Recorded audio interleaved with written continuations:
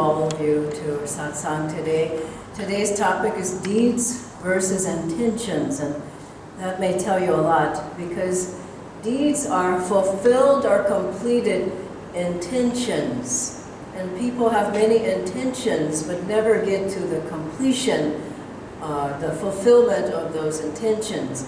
And for the devotee, it's essential to be able to go all the way to success and finding God, to be able to affirm and confirm, and finally to arrive at the point when you are saying, I am walking into the light, I'm living my life for God, I'm walking toward freedom, I'm walking toward fulfillment, I'm walking toward expansion. And this is why we have vows. We take our Kriya vow, Kriya initiation vow, we take discipleship vows, we take pilgrim's vow, Nayaswami vow, various vows we take. We have blessings, we come for blessings here, for purification, we come to satsang, we come to classes, we come to retreats. It's all a confirmation and affirmation that I am living my life in the light. I'm moving towards God in every step of the way in this lifetime. And Master had a wonderful thing he said. He said, everyone is on a spiritual path. Some are walking, some are running, some are on the sidelines, and some are running backwards. But everybody is trying to make it in one way or another. And Swamiji had a beautiful, one of his brother monks told him a beautiful dream that he had of people who were all running toward entering the light, all devotees. And he saw many of the brother monks running towards that light. And Swamiji said, well, did people fall? And he said, yes, everyone fell. But the difference was those who got up and kept going or those who just stayed there. And this is the thing for the devotee, to continue. Master said, God will never let you down if you keep trying. And so with this topic of deeds, we want to go forward on our path with everything that we have. And Master said that a beautiful thing, he quoted from the Bhagavad Gita. Krishna said, out of 1,000, one seeks me, one devotee. And out of the 1,000 that seek me, perhaps one knows me. And then Yoganandaji said something so beautiful. He said, but our percentages are better. And why would they be better? He said millions will find God through these teachings and through the Bhagavad Gita, through the teachings there. He said, I know, I have seen them. And why would we say our percentages are better? Well, look at all the things that we have. With the teachings, with the books, with the music, with satsangs, with retreat places, with all the different practices that we have, with all the opportunities to have satsang and be together. All of these things help us to move upward toward the light. I remember when I was living in Ananda, San Francisco house, and we were all young and just starting out in our 20s, and we would go to the sadhana every morning, and I would go and help people to get out of bed because I was always easy for me to rise, but some people would, sleep in, and they would really want to come. So we would go down the halls chanting, not with the harmonium, but just, a cappella with cymbals and waking people up. And we used to sing this song of Swami Sri Teswarji at different times. The words are, O my saint, wake yet wake. You did not meditate, you did not concentrate. You passed your time in idle words.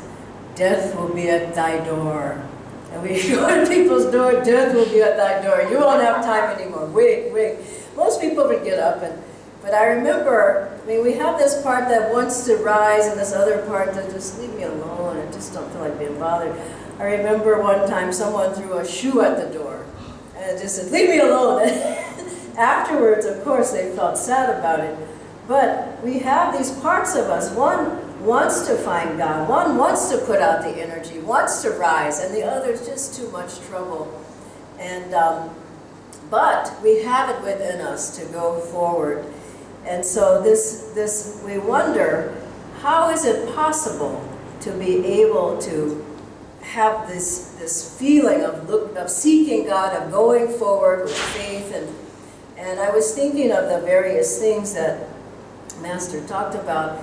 And one was, he talked about the teachings and how to utilize the teachings. And when Master spoke to people, when he was with his audiences, he didn't just talk. He gave people things to do. He had people up energizing. He had people chanting. He did affirmations like we did. He was chanting for an hour and a half with people, a particular chant. He had people doing things. He showed them, these are the tools. And if you use these tools, he taught meditation techniques. He did healing practices. We have a healing class here today at 11:30 after the satsang. But the key was, he didn't just speak. He had people doing things, and he showed them, by doing this, you can change yourself. By meditating, by chanting, by doing the meditation techniques, by coming to satsang, by seva, you'll be able to change your consciousness.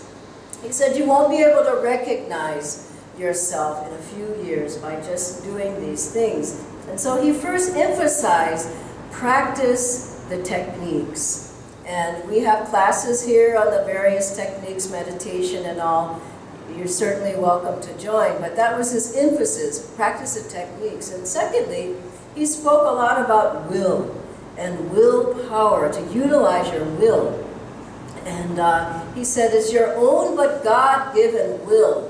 And the greater the will, the greater the flow of the energy, the greater the inspiration, the greater the magnetism. And he was a man of great willpower. I remember a story, someone, he was Master, several, but anyway, I'll share these couple with you. Master was to go out on a lecture tour, a campaign. He was campaigning, he would go and lecture. And this one story, he told his secretary that he was going, and his secretary said, well, you can't go anywhere, you only have $200 in the bank. And Master said, so what? You know, he said, I'm going. And he had full faith, harnessed his will with God's will. And he was in San Francisco, and he was walking there in the streets, and someone came up to him and said, you know, he probably maybe had on a robe or maybe had on a suit, but he certainly looked Indian. He had long hair, and you know. And so a man came up to him, and he said, I want to contribute to what you're doing, to your work. And Master said, you don't even know who I am? He said, yes, I do, from your eyes. And he wrote a check out for $27,000 on the spot and gave it to him for his work. Now he had in his mind what he wanted to do, and he never let that thought go. And I hear so many times here people saying, you know, I say kind of jokingly, because I hear so many excuses about what, you know, why I can't do this. And I say to people, I'm writing a new book, the book of excuses, because there's so many. And people who, I'm definitely going to do this, I'll definitely be there, and people just don't follow through. But Yoganandaji's teachings were to stick. I remember Swamiji said to someone, stick by your word. What you say you're going to do, put your full energy, put your willpower behind it, and manifest it.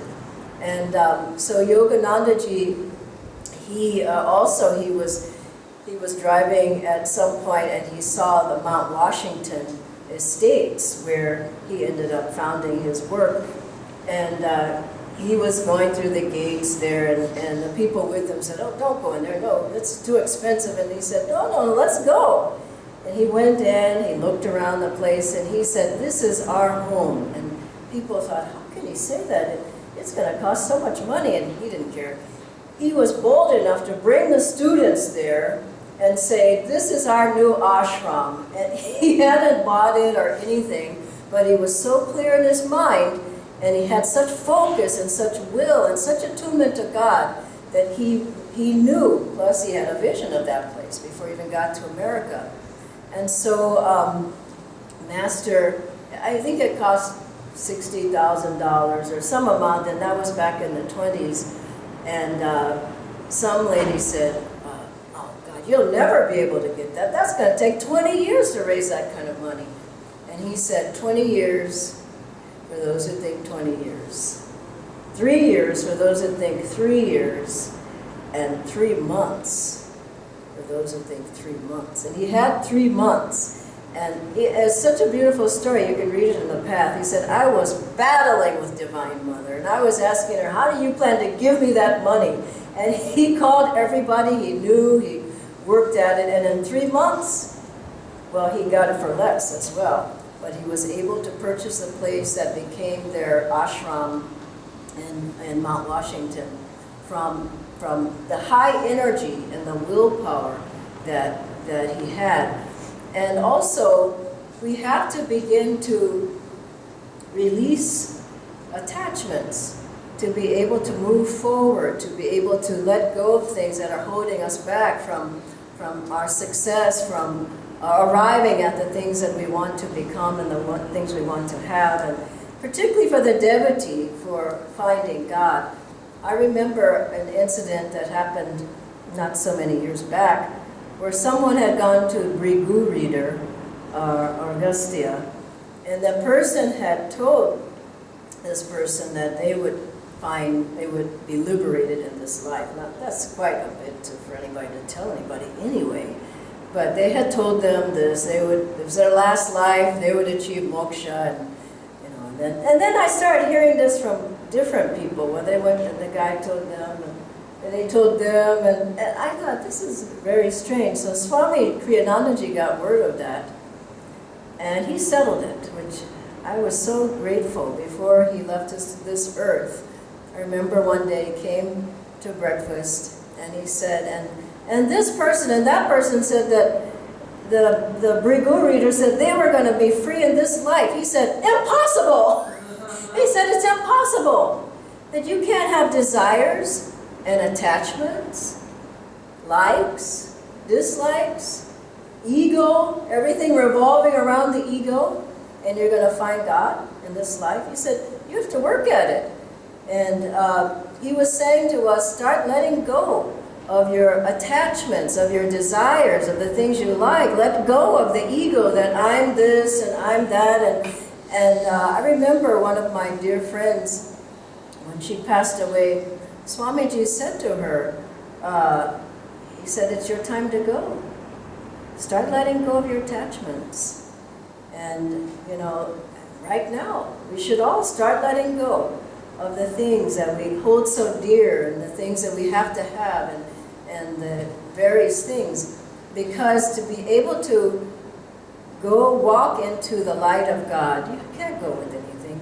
I remember I was telling this story last night in Noida that when I moved into Ananda in San Francisco, I had all my old photos from high school and from, college and whatever. And I just lit a fire in the fireplace and I just burned them all. And I said, it's not who I am.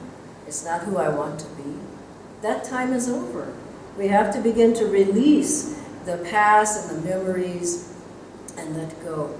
And finally, we need to also remember that if we're sincere and if we're moving forward with the help of the masters, we have 5 avatars guiding our lives, we have all the various practices. If we're moving forward with their help and their blessing, they'll never let us down.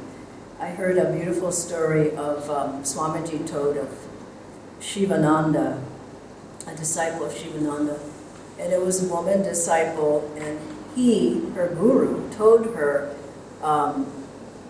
to wake up every day at 4 o'clock and meditate.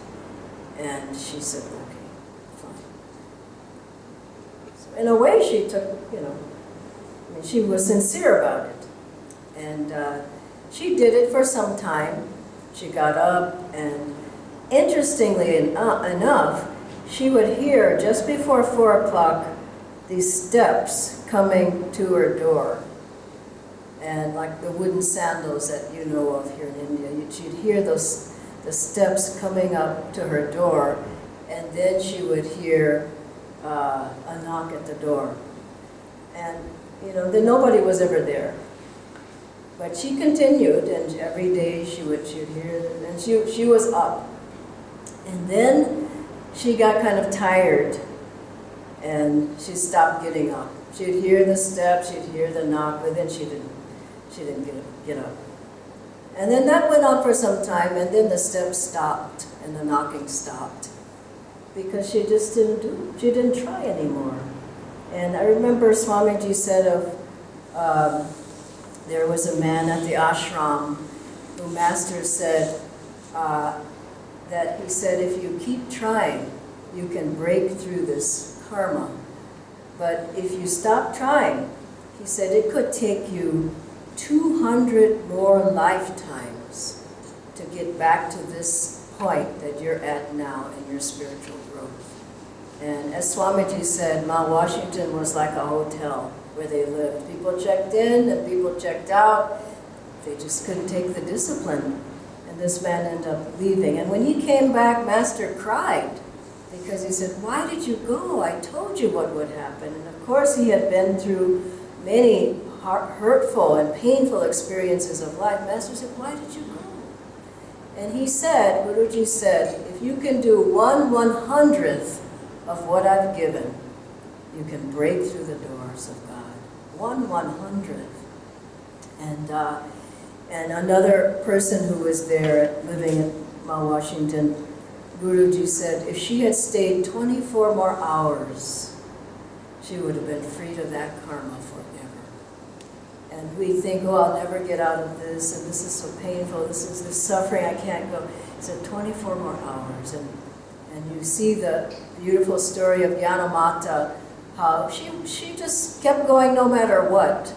And no matter how ill she was, no matter what was going on in her life, she kept serving, she kept meditating, she would energize from her chair, even from a wheelchair. She would do the energization. Master would call for her to come and do some seva. And I remember once Swamiji told us that someone called, Master called, and someone picked up the phone, and they said, oh, well, she's not available. And then sister, when Master called her sister, she said, well, who was that? And they said, oh, that was Master. And she said, well, what happened? Well, he wanted you to do something. And she said, listen, when he calls, tell me. Say yes, and make it snappy. Because she didn't care what she was going through. She wanted to always have that vow in front of her that she came for God, she was going to God. And then she, at the end of her life, she was fully liberated. Now, she did receive moksha. And at her time of her passing, Master had the disciples feel her feet, which were like ice. And he said, now you come feel the top of her head. And it was like a heater. It was so hot. And he said, this means that she's finished. She went out, her soul left to the top of the head, never to have to come back again, just fully liberated, fully enlightened. And this is so beautiful. And where else could we go? I think we should look at this as a rare birth. We have so many things to help us. And it reminded me of the disciples of Jesus when they felt his teachings had gotten a little difficult. And so it says in the Bible, from that point onward, many walked with him no more. They went away. And then Jesus turns to his close disciples and he says, will you leave me as well? And there'll be times along the path when you feel, this isn't what I thought it would be, or I don't want to do this. And he says, will you leave me too? And their answer was so beautiful. It's the answer of the devotee. They said, to whom shall we go? Who do you go to? But your guru, the guru's teachings, to the path that he's laid out. And with that, if we do it with full energy, with focus, with devotion, with attunement to God, then we too will be one of those people running in to merge with the light that devotee saw. And we will all merge with that light of God. God bless you.